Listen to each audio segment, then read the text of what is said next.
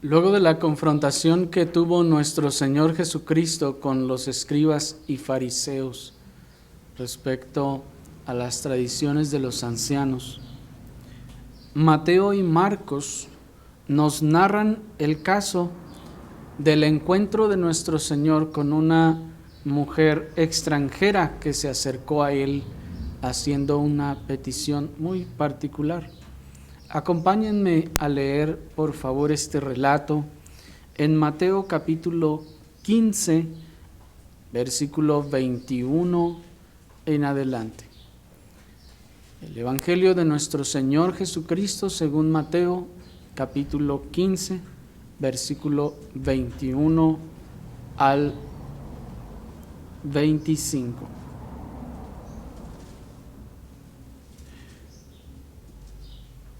Dice la palabra del Señor: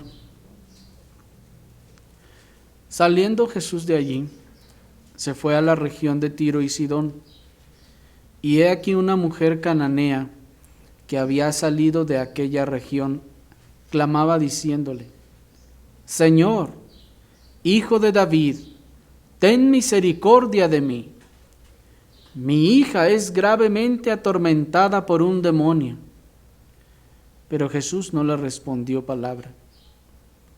Entonces, acercándose sus discípulos, le rogaron diciendo: despídela, pues da voces tras nosotros. Él respondiendo dijo: no soy enviado sino a las ovejas perdidas de la casa de Israel. Entonces ella vino y se postró ante él diciendo: Señor, socórreme. Respondiendo él dijo: no está bien tomar el pan de los hijos y echarlo a los perrillos. Y ella dijo: sí, Señor, pero aún los perrillos comen de las migajas que caen de la mesa de sus amos. Entonces respondiendo Jesús dijo: oh mujer, grande es tu fe, hágase contigo como quieres. Y su hija fue sanada desde aquella hora. Hasta ahí.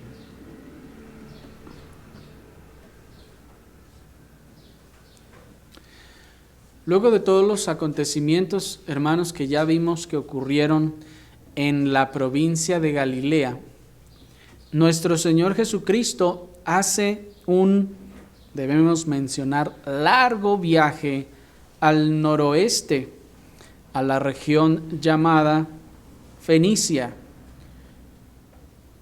región que se encuentra ya fuera de los límites de Galilea. Todos los acontecimientos anteriores que vimos ocurrieron en el entorno del mar de Galilea y fueron en las ciudades de Galilea, territorio donde habitaban judíos o israelitas. Pero después de esto, nuestro Señor sale de lo que podríamos llamar, entre comillas, el territorio de Israel, aunque pues ya para ese tiempo era una administración romana y eran diferentes reinos. Estaba el de Judea al sur, estaba Perea, estaba Samaria y luego estaba el de Galilea. Pero digamos que del territorio que se consideraría habitado por judíos, nuestro Señor ha salido ya de allí, pues de Galilea camina todavía más hacia el norte y hacia el este, ya a la ribera del mar Mediterráneo, pues las ciudades de Tiro y de Sidón están de hecho allí en la ribera del mar Mediterráneo, en la parte oriental del mar Mediterráneo. Y nuestro Señor se dirige a aquel lugar, y ese lugar de Fenicia, conocido como Fenicia por los griegos comienzan a llamarle así a esta región, ya es una región entonces extranjera. No quiere decir que no hay judíos en aquel lugar, seguramente lo hay, pero ya estamos hablando de una región que no es digamos, predominantemente de judíos. Y no sabemos exactamente la razón por la que nuestro Señor Jesucristo fue a ese país vecino, pues ya se consideraba un país gentil. Y siendo que Él mismo había dado instrucciones a sus discípulos de que no fueran, ¿se acuerdan ustedes?, por camino de gentiles ni en ciudades samaritanos entraran, sino que fueran solo a las ovejas perdidas de la casa de Israel. Nuestro mismo Señor Jesucristo toma camino hacia a un país que es gentil, que se conoce como una ciudad extranjera y además enemigos históricos, culturales de los judíos. Pero dado a que Marcos menciona que nuestro Señor trataba de pasar inadvertido y nos dice, incluso usa la expresión que trataba de esconderse, dice, como no pudo esconderse. Algunos han pensado que nuestro Señor fue allá tal vez a descansar. Y dicen, bueno, pues dice Marcos que el Señor estaba tratando de pasar inadvertido y que quería esconderse y que no lo encontraran. Algunos piensan que tal vez él habría querido ir a descansar a aquel lugar.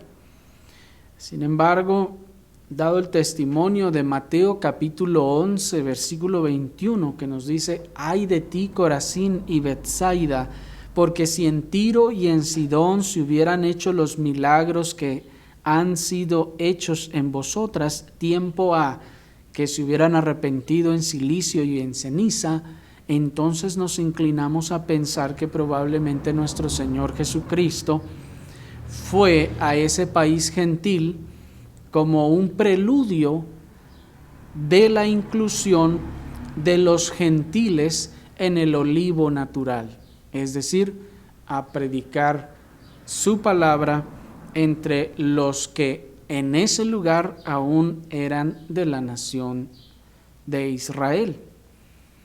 No pensamos que hubiera ido nada más a descansar, puesto que ya que el Señor está hablando de Tiro y de Sidón como lugares en donde dice, si en Tiro y en Sidón se hubieran hecho los milagros que han sido hechas en vosotras, tiempo a que se hubieran arrepentido en silicio y en ceniza.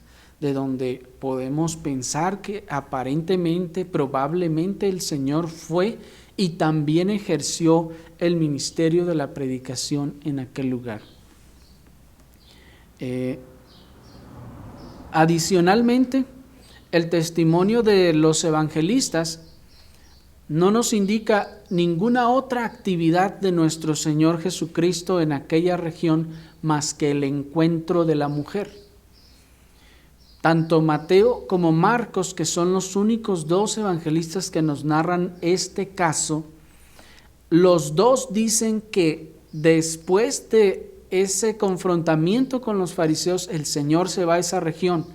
Los dos nos dicen que se encuentra con la mujer, que obra en que aquel demonio saliera de su hija, y luego nos dice que vuelve el Señor a la región de Galilea, y los dos evangelistas nos dicen la misma narrativa, de donde entonces encontramos, hermanos, que seguramente Dios tenía un propósito eterno, y entre los planes que Él había determinado de ir a Tiro y Sidón, a esa región gentil, a esa región extranjera y enemiga de la nación de Israel, pues era precisamente también para que quedara escrita en nuestras Biblias los acontecimientos, o al menos el acontecimiento de esta mujer que se encontró él allá. ¿Sí me explico?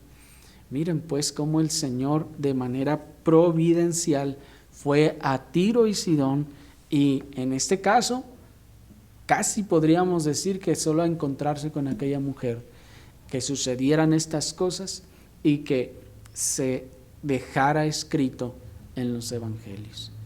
Esto entonces, hermanos, nos debe decir que este acontecimiento es un acontecimiento entonces importante.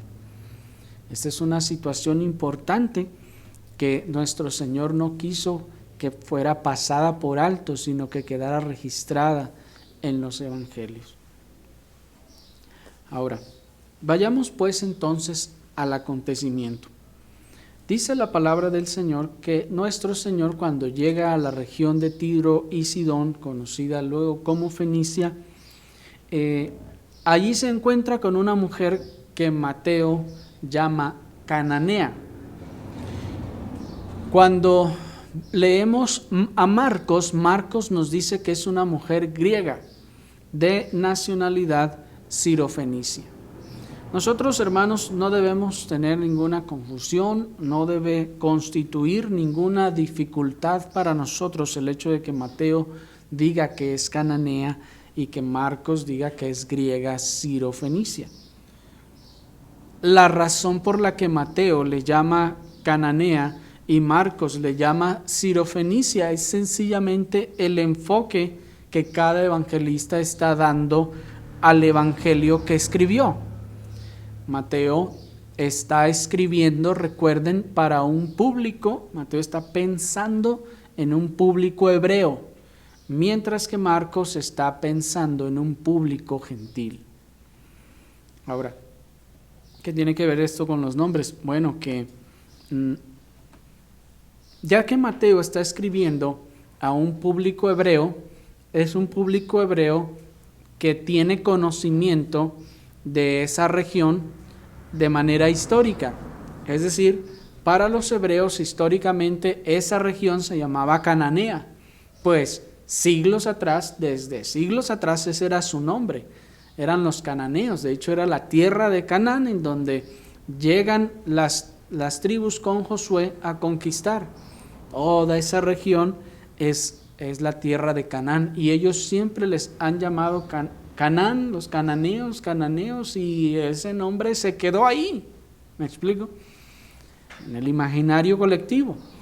Esta región luego fue llamada por los griegos Fenicia a causa de el color púrpura que obtenían de algunos ciertos moluscos y corales que estaban ahí en el mar y de donde se exportaba el color también púrpura a muchos otros lugares. De hecho, debemos tener claro esto en un sentido histórico. Los fenicios eran los cananeos. Esos famosos fenicios que vienen en los libros de historia y de los que se habla mucho, no eran otros que los cananeos que la Escritura llama cananeos, solo que estos reciben el nombre de fenicios de parte de los griegos. Por esta razón entonces Mateo le dice cananea a la mujer, porque históricamente ellos tienen en mente esa es la región de Cananea, mientras que Marcos le llama griega. ¿Por qué le llama griega? No es porque era de nacionalidad griega, sino porque una forma en la que los judíos llamaban a los extranjeros era que les llamaban griegos. Además de que esa región había tenido un dominio de parte de los griegos, pero principalmente porque los judíos llamaban a los que no eran judíos, les llamaban griegos. Es decir, griego era como un sinónimo de gentil. Entonces, esta mujer, por eso Marcos le llama griega. Y le llama sirofenicia porque es de la región que se conoce como Fenicia, que está también ahí colindando con Siria. Así que, hermanos, esta es la razón por la que es llamada esta mujer en Marcos de una forma y en Mateo de otra forma. Ahora, esta identificación como cananea es importante, hermanos, cuando tomamos en consideración que los cananeos fueron enemigos, como les decía, de los israelitas, desde la repartición misma de las tierras a las tribus allá con Josué. Ellos fueron enemigos de los israelitas desde entonces. Y que nuestro Señor Jesucristo haya ido a ese país enemigo de los israelitas y haya hecho ese milagro en aquel lugar y que haya incluso tal vez predicado el evangelio allá, hermanos, es algo significativo. Es algo que debe llamar la atención porque muy probablemente esto habría dejado perplejos a los judíos de su tiempo, a los judíos que no querían ni cruzarse ni rozarse con un infiel o con un gentil, y que nuestro Señor Jesucristo fuera ya no solo a los samaritanos que nos menciona Juan capítulo 4, ¿se acuerdan que fue y estuvo ahí con los samaritanos, con aquella mujer samaritana también? Sino que va todavía más al norte y llega aún con los gentiles, con los mismos gentiles, de donde, como les decíamos, pues estamos viendo aquí un preludio en el que nuestro Señor está con sus acciones anunciando lo que habría de venir para los gentiles. Pero vayamos pues entonces al caso particular de esta mujer cananea. La mujer cananea, como vimos, tiene una gran necesidad. Su hija está gravemente enferma, o más bien está gravemente atormentada por un demonio. Y Mateo nos dice de esa manera, nos dice allí en el versículo 22 al final, es gravemente atormentada por un demonio. Esto también debemos tomarlo en cuenta porque eso supone que era una posesión demoníaca que superaría el estándar, entre comillas, el estándar general de las posesiones demoníacas. Es decir, que la posesión de esta hija de esta señora era una posesión excepcional. Era una situación de verdad sobresaliente por encima de las demás posesiones que había demoníacas, y esta posesión estaba causándole a la niña seguramente también mucho daño, así como también estaba causando evidentemente a la aflicción a su madre. Esta madre entonces, afligida de ver a su hija atormentada por ese demonio, y hermanos, insisto, gravemente atormentada. Recuerden en otra ocasión que cierto hombre le dice al Señor que saque el demonio de su hijo porque el demonio le arrojaba al agua y al fuego, ¿se acuerdan? Para tratar de causarle daño.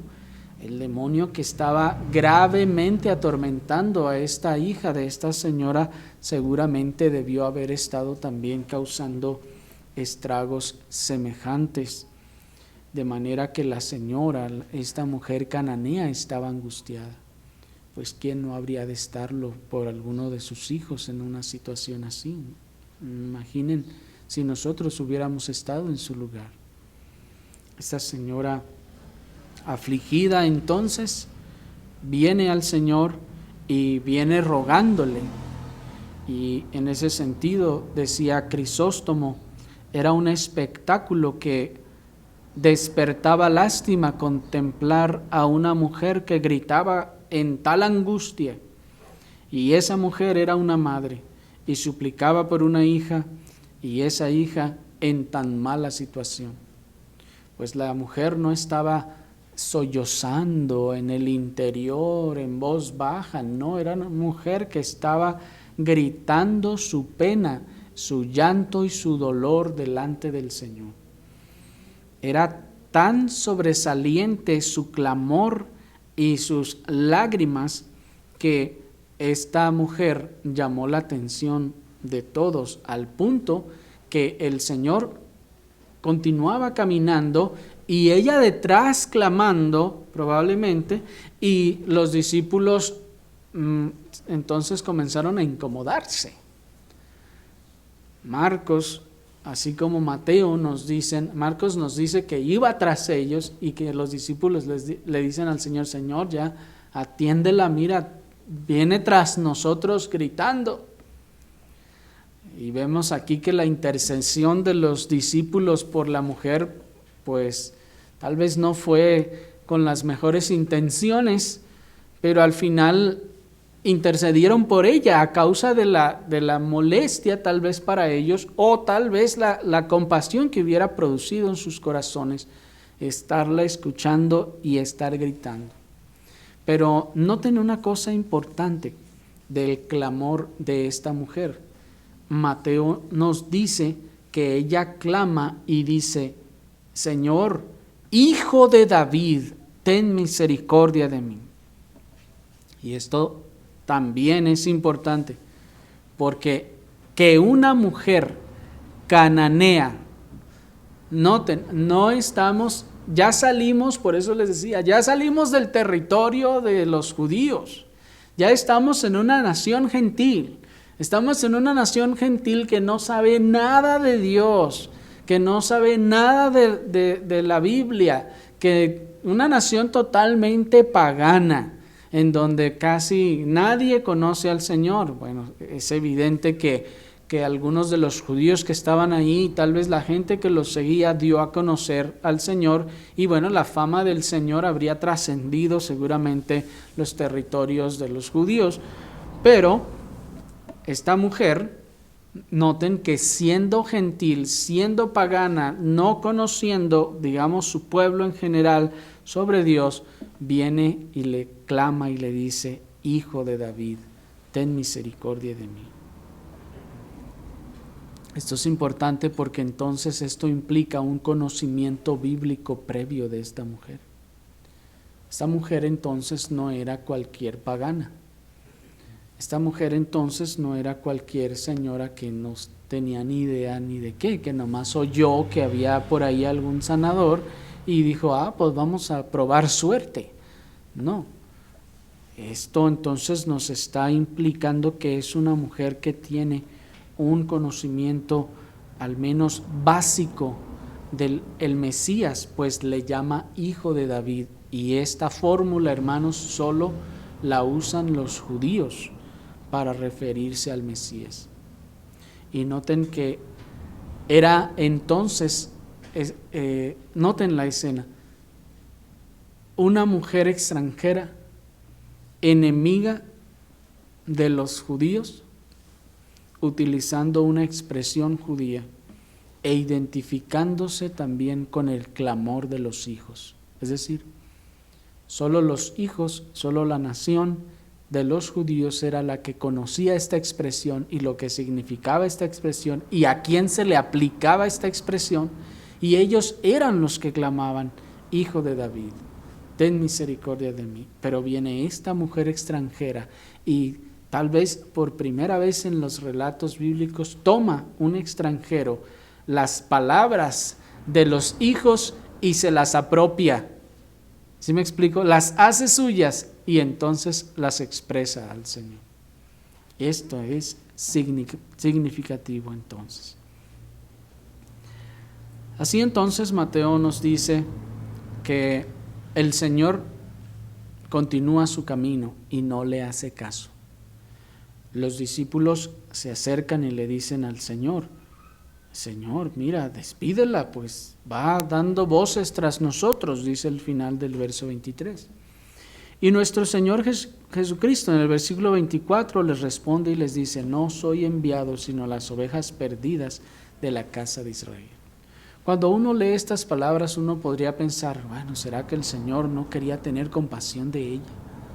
¿Será que el Señor no estaba siendo tentado en su corazón o tocado en su corazón para compadecerse de esta mujer? ¿Será entonces que nosotros también podemos rechazar la ayuda a cualquiera que nos lo pida? Hermanos, en este caso, nuestro Señor no era que tenía una negativa en su corazón a darle la ayuda a esta mujer. Nuestro Señor, como vamos a demostrar enseguida, lo que Él estaba queriendo hacer era probar la fe de la mujer.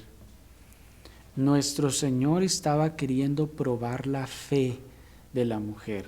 Y no solo probar la fe para ella, así como probó a Job en su fe, sino probar a todo el mundo que aún entre los gentiles había fe. Y vamos a ver por qué. De manera entonces que no debemos interpretar esa inicial negativa de nuestro Señor Jesucristo como un rechazo racial, que Él hubiese dicho, no, es que ellos no son de raza judía, entonces no vamos a hacerlo. Tampoco debemos interpretarlo como un rechazo cultural o de algún otro tipo, sino debemos ver en las palabras del Señor un propósito intencionado de probar la fe de esta mujer y de contrastarla con la fe de los de Betsaida, por ejemplo, de los de Galilea y los que había antes visitado, y entonces también mostrar la fe de esta mujer a todo el mundo como verdadera fe, aún fuera de los territorios y de la nación de Israel. ¿Sí me explico? No estaba pues nuestro Señor Jesucristo endureciéndose a la necesidad de esta mujer. No, sencillamente Él estaba probándola, estaba esperando un poco para mostrar la fe de esta mujer. Pues, ¿no habría entonces ido nuestro Señor, dijimos al principio, a Fenicia a eso? ¿A qué había ido entonces? ¿Sí me explico? Si ya vimos que no hay más propósito aparente, o al menos no quedó registrada otra razón para ir a ese lugar, ¿será entonces que todo esto fue una casualidad?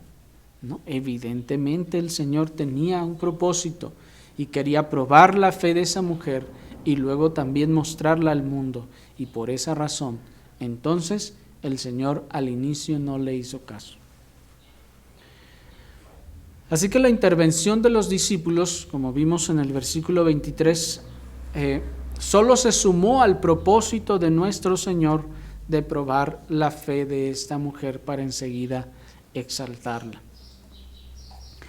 Pero en cuanto a la respuesta que nuestro Señor le da a sus discípulos, cuando les dice en el versículo 24, no soy enviado sino a las ovejas perdidas de la casa de Israel, hermanos, solo quiero recordarles brevemente lo que ya vimos en una ocasión anterior respecto a estas cosas. Ya vimos en otra ocasión que en el plan redentor de Dios, recuerden, había tomado un pueblo en particular para hacer de los creyentes de ese pueblo la base para la iglesia neotestamentaria. Vimos que nuestro Señor Jesucristo pues había venido a cumplir las promesas salvadoras de Dios a este pueblo en particular, y vimos que Él, nuestro Señor Jesucristo, era el cumplimiento de todas las promesas salvadoras de Dios hechas a esta nación desde la formación misma de esta nación. ¿Se acuerdan?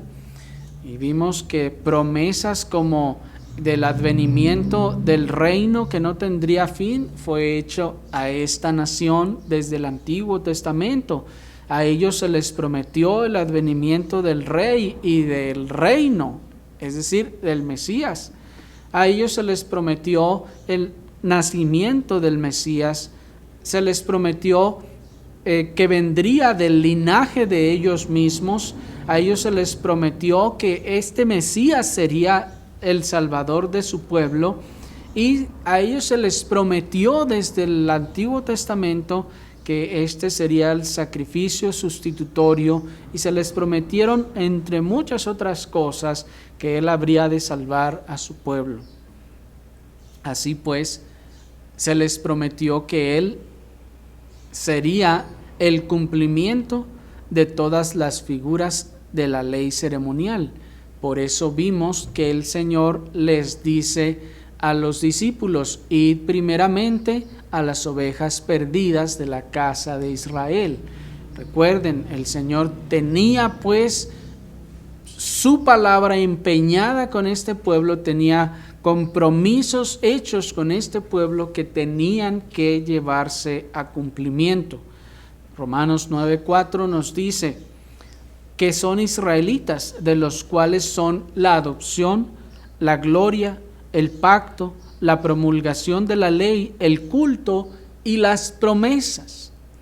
Dios entonces había prometido muchas de estas cosas y era necesario que las promesas hechas al verdadero Israel tuvieran cumplimiento perfecto entre ellos.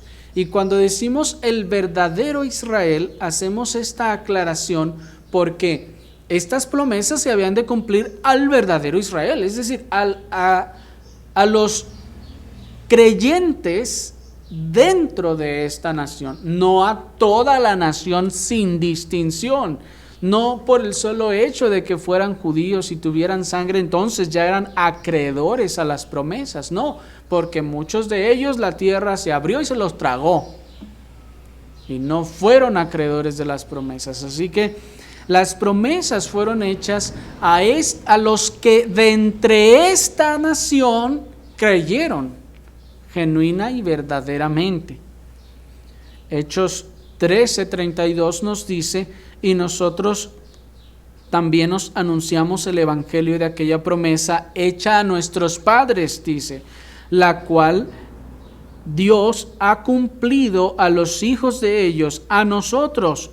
¿Y cuál es y cómo lo hizo? Resucitando a Jesús, como está escrito también en el Salmo 2: mi hijo eres tú, yo te he engendrado hoy.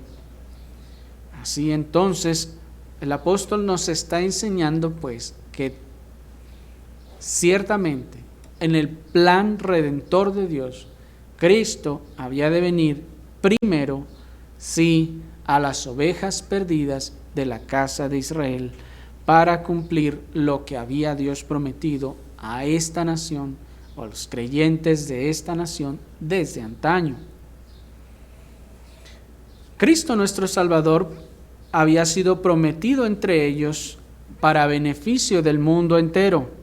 Así que era, y ojo con esto, era absolutamente necesario que a ellos se anunciara primero el evangelio del reino, y era necesario que se les avisara primero a ellos de la llegada del reino de Dios, que se les había anunciado que se establecería primeramente entre ellos, de tal forma que el cumplimiento de las promesas hechas a ellos, hermanos, es necesario y es importante, porque también es símbolo del futuro cumplimiento de las promesas que los creyentes del nuevo pacto recibiremos.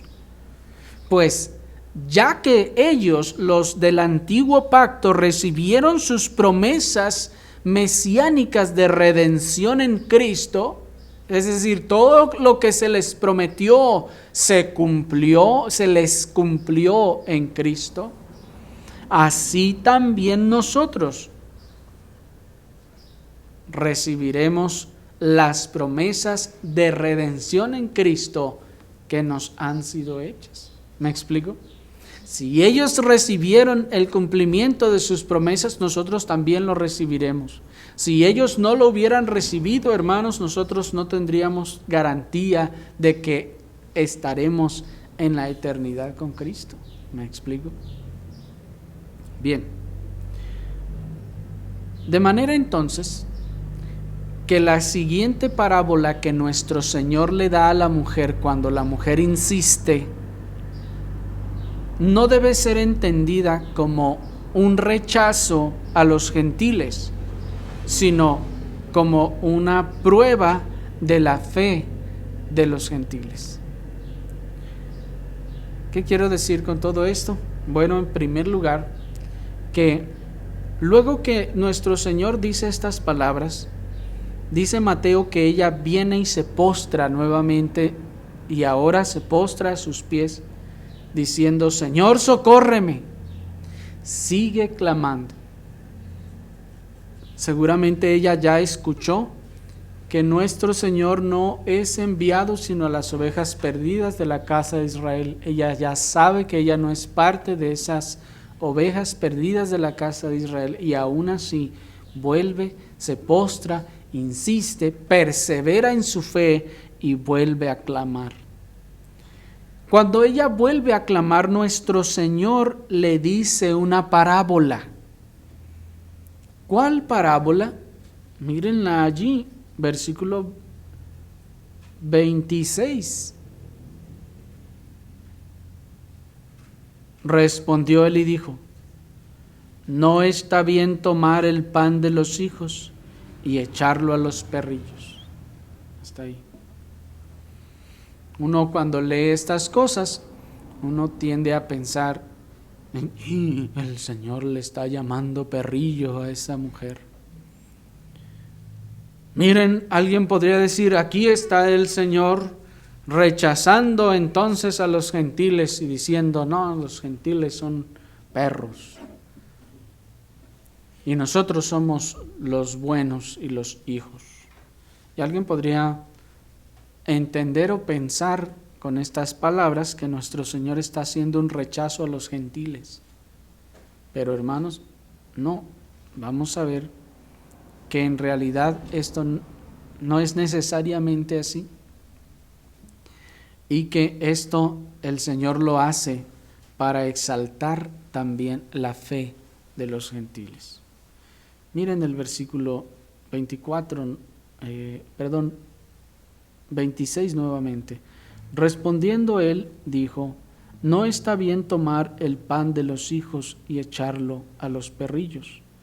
Y ella dijo: sí, Señor, pero aún los perrillos comen de las migajas que caen de la mesa de sus amos. Entonces respondiendo Jesús le dijo: oh mujer, grande es tu fe, hágase contigo como quieres. Y su hija fue sanada desde aquella hora. Nuestro Señor, como vimos, ya le había dejado claro a esta mujer el plan redentor de Dios, en el que antes de que se fuera por los caminos y por las plazas a invitar a las bodas a todo el que, dice Mateo, que se encontrara, ¿se acuerdan de aquella parábola de las bodas? Que ya que los invitados no quisieron venir, dice el Padre, vayan por los caminos e inviten a todos los que se encuentren. El Señor ya le acaba de decir a esta mujer con las palabras anteriores que antes de que esto ocurra, de que se haga esa invitación a todos en los caminos y en las plazas, era necesario enviar la invitación primero a los parientes. Y era necesario primero cumplir las promesas a las ovejas perdidas de la casa de Israel. Pues en la parábola que nuestro Señor les dio más adelante respecto a las bodas, primero tienen que ser invitados los amigos, ¿no es así? Y entonces los amigos rechazan. Ahora, esto nos está enseñando el orden. Primero Dios estableció así, cumplir sus promesas a la nación que ya había escogido y con la que venía tratando. Esto tenía que cumplirse, hermanos, no hay de otra. Sin embargo, como vemos, la situación desesperada de la mujer y su fe en el poder de este hijo de David la llevó a insistir en su súplica. Y entonces nuestro Señor le responde la misma idea, pero explicada de una forma más sencilla, a través de una parábola. Lo que nuestro Señor le dice a continuación, en realidad, en esencia, es la misma idea que lo que dijo anteriormente: no soy enviado sino a las ovejas perdidas de la casa de Israel. Solamente que ahora lo está expresando en forma de una parábola, para que la mujer pueda entenderlo más claramente, ¿sí? Esta breve parábola que nuestro Señor expresa tiene 4 elementos principales, porque es una parábola, es una metáfora, hermanos, que tiene un simbolismo. Estos 4 elementos son los hijos, los perrillos, el pan y el que da el pan. En cuanto a su significado, los hijos aquí representan las ovejas perdidas de la casa de Israel. Nuestro Señor le está diciendo, no está bien tomar el pan de los hijos y echarlo a los perrillos. Y de hecho, Marcos dice o agrega que el Señor le dice, deja que primero se sacien los hijos y enseguida entonces ya te podemos dar. Lo que significa entonces pues que no es un rechazo o un cerrar las puertas de parte del Señor diciendo que no habrá compasión. No, sí la habrá, solo que hay que esperar su turno. ¿Me explico? Hay que esperar el tiempo que Dios soberanamente estableció. El símbolo del segundo elemento, que son los perrillos, aquí representa entonces a los gentiles idólatras y paganos, a esos gentiles que no saben nada de Dios y aborrecen a Dios. Estos son los perrillos. El pan aquí representa entonces la palabra y ministerio dispensado de nuestro Señor Jesucristo. Saben ustedes que el pan representa la palabra del Señor, aunque aquí también se incluye el ministerio o la obra de nuestro Señor. Y el cuarto elemento pues es el que da el pan, pues alguien está dando el pan, y en este caso quien está dando el pan es nuestro Señor Jesucristo. No debe entonces resultarnos ofensiva la comparación de los gentiles con los perrillos, porque cuando uno oye eso, uno podría tender a ofenderse y decir, ¿cómo que Dios está llamando perrillos, perros a los gentiles? No debemos ofendernos por eso. En primer lugar, porque esto solo es una parábola. Y en segundo lugar, porque es una realidad de nuestra condición.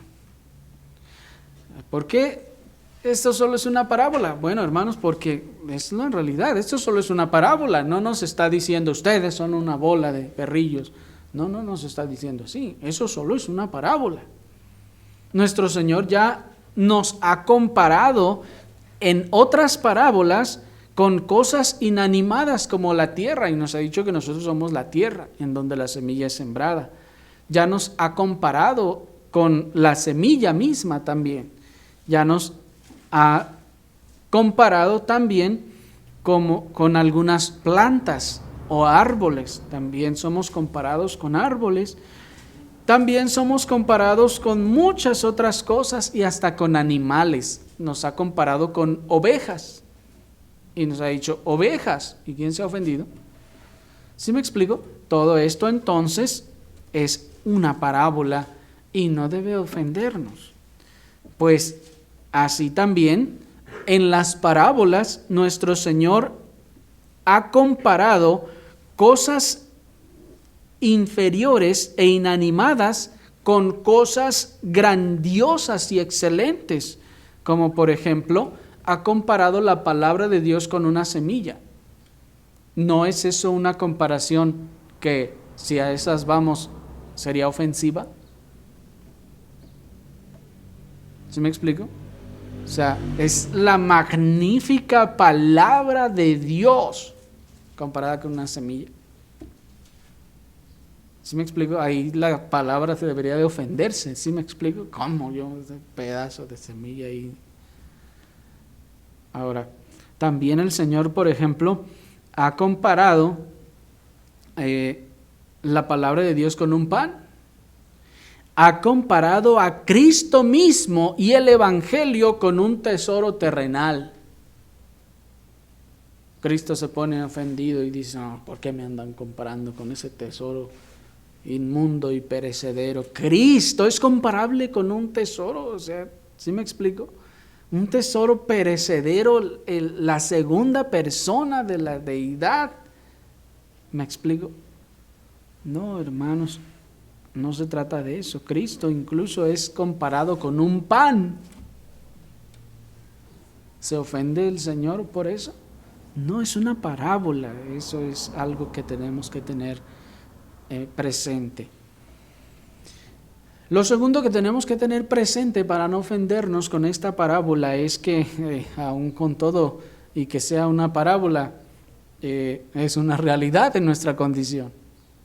Pues la palabra nos dice ahí en 2 de Pedro capítulo 2 versículo 22 como que el impío es como el perro que vuelve a su vómito.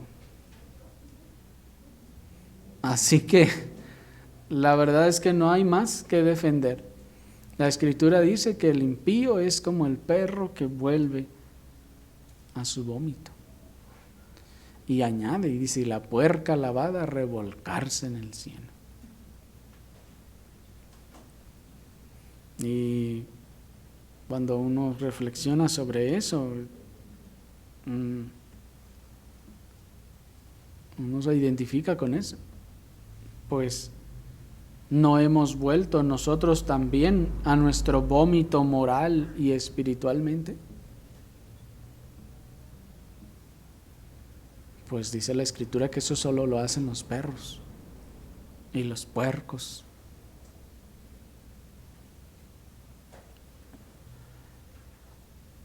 Así como la Escritura también da testimonio de nosotros, de que somos hasta gusanos. Dice Job 25:6, cuánto menos el hombre que es gusano, y el hijo del hombre también gusano.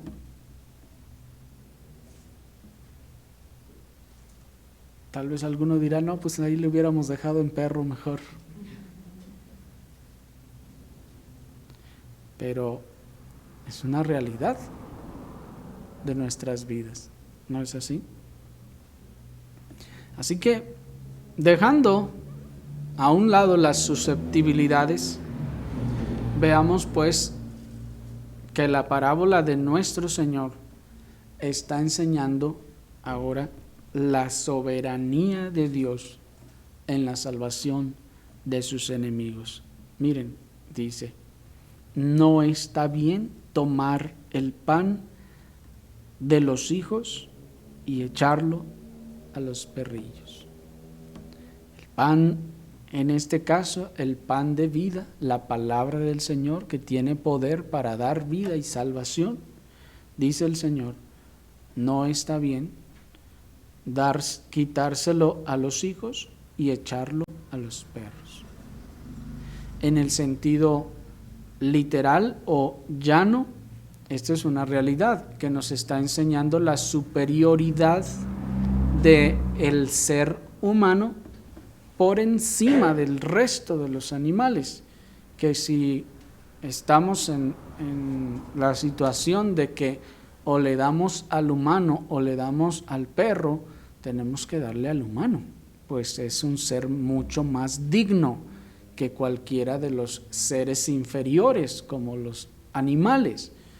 Esto para refutar todo ese discurso de los que aman a los animales y de los de la sociedad protectora de los animales, que dice que los animales son iguales que los hombres, que afirma que tienen la misma dignidad y el mismo valor. No, la Escritura nos enseña que esto no es así.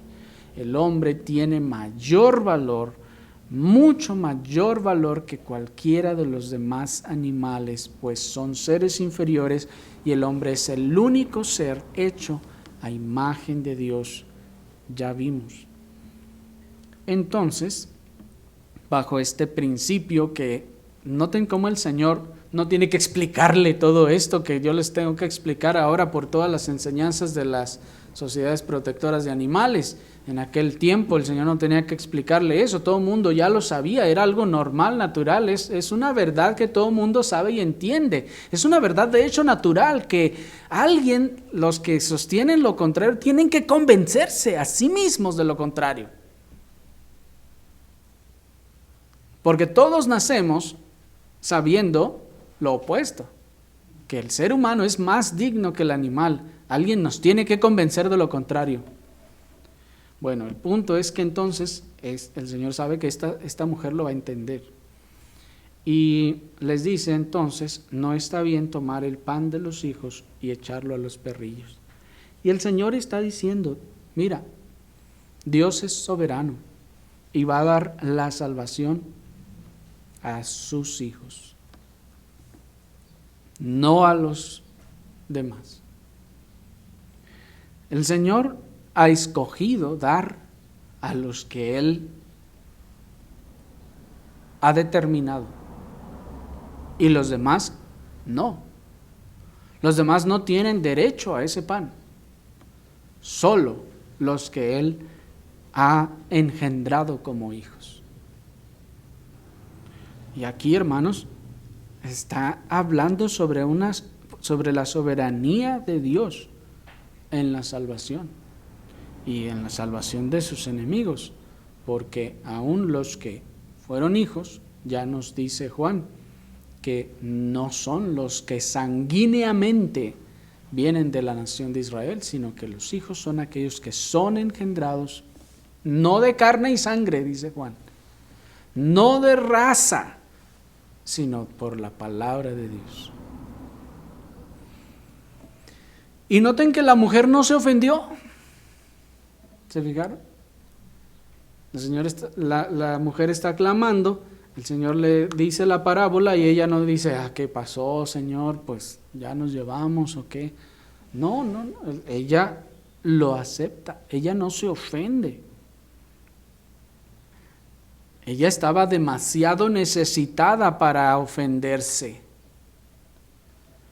Lo que nos enseña entonces que la verdadera necesidad y búsqueda del Señor no se ofende con el señalamiento del verdadero evangelio acerca de nuestra verdadera condición y la confrontación con el pecado. La verdadera necesidad y búsqueda del Señor no se va a ofender cuando se le confronte con su pecado y cuando se le muestre su verdadera condición. ¿Me explico? Nosotros a veces tendemos a preocuparnos porque alguna persona que invitamos a la iglesia llegó el día en el que la predicación fue bien fuerte y directa y clara, y uno a veces tiende a pensar y decir, a ver si no se ofendió, no, ya no va a querer venir. Y ¿sí me explico? Hemos experimentado estas cosas, pero noten que cuando hay una verdadera necesidad y búsqueda de Dios, hermanos, no tenemos tiempo para ofendernos. Así que, hermanos, sí, no seamos imprudentes al compartir el evangelio, pero tampoco seamos temerosos de confrontar el pecado y mostrar la verdadera condición de los que no creen en el Señor. Pues cuando hay una verdadera necesidad y búsqueda y deseo del Señor, estas cosas, hermanos, no ofenderán, sino más bien nos llevarán al reconocimiento de lo que somos. Un corazón necesitado de Dios no es ese corazón soberbio que dice necesitar ayuda y se ofende porque le dan frijoles. Ese no es una persona, un ser necesitado, que dice que necesita ayuda y usted le da frijoles y se ofende. No, ¿cómo que me anda dando eso? Entonces esa no es necesidad. Un corazón necesitado no es ese corazón soberbio que se retira ofendiendo o lanzando improperios o blasfemias porque no se le ayudó como quería. ¿Han visto personas así? Que llegan y Oiga, mire, necesito ayuda de esta manera. Ustedes que son cristianos o ustedes que son iglesia, ¿por qué no me ayudan aquí y allá? Y ya cuando usted le dice, a ver, oiga, pero su historia que me está platicando no parece muy creíble, lo que le podemos ayudar es en esto. ¿Cómo suelen muchos reaccionar? Mira nomás, y ustedes que dicen que son cristianos, y no es nomás, y se va ofendiendo y blasfemando y cuanta cosa. ¿Había un corazón necesitado allí? ¿O el corazón necesitado se conforma con lo que le dan? Y miren cómo la mujer no solo se ofendió, sino que aún se reconoció a sí misma como parte del grupo de los perrillos. Y dijo, sí, Señor. Noten, así lo dice, sí, Señor, sí, soy un perrillo. Pero aún los perrillos comen de las migajas que caen de la mesa de sus amos. Mírenlas, esta mujer está reconociendo su condición y dice, sí, tienes razón, yo no lo niego, yo soy un perrillo. ¿Se fijan? Esta mujer se reconoce también con ello, inmerecedora del plan de Dios para salvación, inmerecedora de la gracia de Dios. Dice, Señor, yo sé que yo no merezco el pan de los hijos.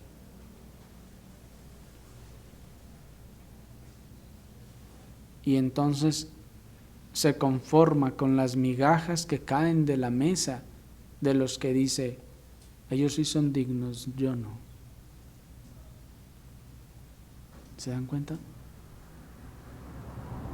Esta mujer entonces está reconociendo que ella sí no merece que le den ese pan. Si hubiera sido alguno de los necesitados de nuestros días que a veces llegan a pedir y le hubieran dicho eso, imagínense lo que hubieran respondido y cómo termina uno de maldecido por todas esas personas.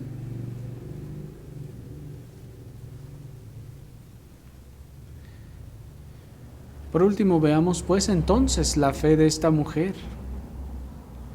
Noten la exclamación que nuestro Señor Jesucristo hace cuando observa la fe de esta mujer y le dice, oh mujer, grande es tu fe. ¿Y a qué se refiere aquí con fe? ¿Grande es tu esperanza de que yo te voy a sanar? ¿Que voy a expulsar el demonio de tu hija? No, hermanos, es más que eso. Es una fe que la mujer está mostrando, reconociendo su condición, reconociendo su pecaminosidad y su estado, que no merece ninguna de esas cosas, pero aún se arroja a la misericordia de Cristo, clamando todavía por auxilio. De donde encontramos entonces una cualidad ineludible de la fe, que es humilde. La fe es humilde. La fe entonces no es rebelde ni soberbia, sino que es humilde. Tanto que la fe no es capaz de ofenderse, cuando en este caso es llamada perrillo, gusano, o cuando le dicen, se me hace que tú no eres cristiano. La fe no se ofende con eso.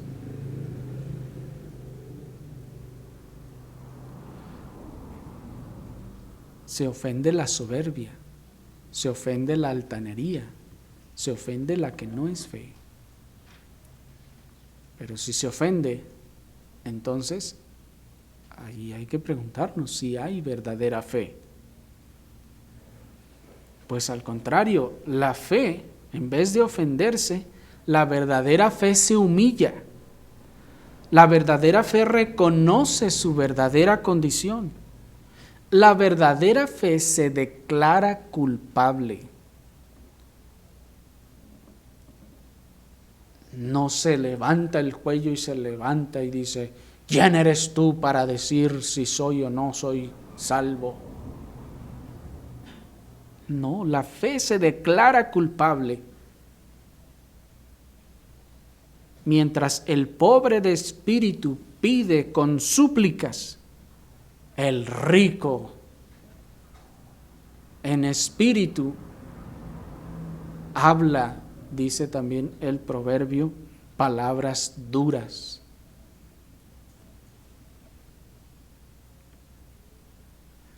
Esta verdadera fe en ninguna forma es capaz de exigir. Es una fe humilde que está dispuesta a recibir, aunque sea migajas. Sabe que no tiene derecho a más, ni siquiera tiene derecho a las migajas. La verdadera fe sabe que ni siquiera tiene derecho a las migajas, pero se conforma con ellas y se contenta con ellas. La mujer cananea, como el hijo pródigo, no buscaba ser tenida por hijo, solamente buscaba ser cobijada bajo el techo de la misericordia divina, aunque fuera en calidad de un simple perrillo. Pero el que viene con el cuello erguido y los hombros levantados y el pecho de fuera, diciendo, yo soy hijo, respétenme como hijo. Ese no es ese hijo pródigo,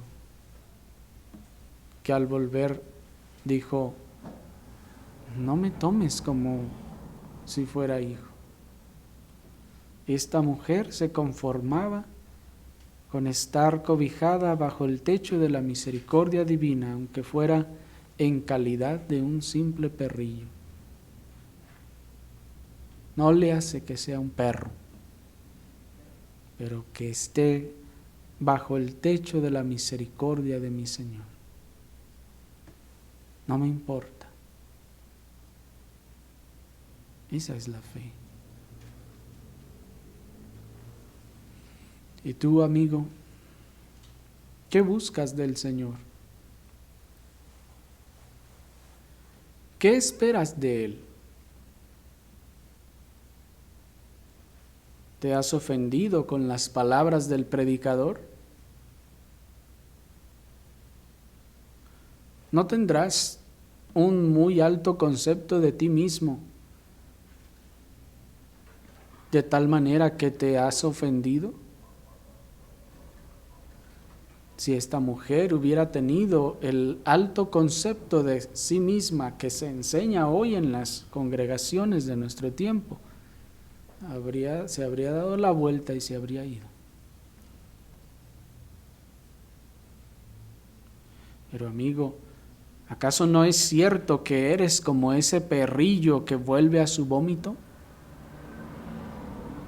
¿No es acaso que eres como ese perrillo que vuelve una y otra vez a lo mismo? ¿Te atreverás a decir que no? ¿No es acaso que eres como esa puerca lavada que vuelve otra vez y otra vez y otra vez a revolcarse en el mismo cieno de donde la sacaron?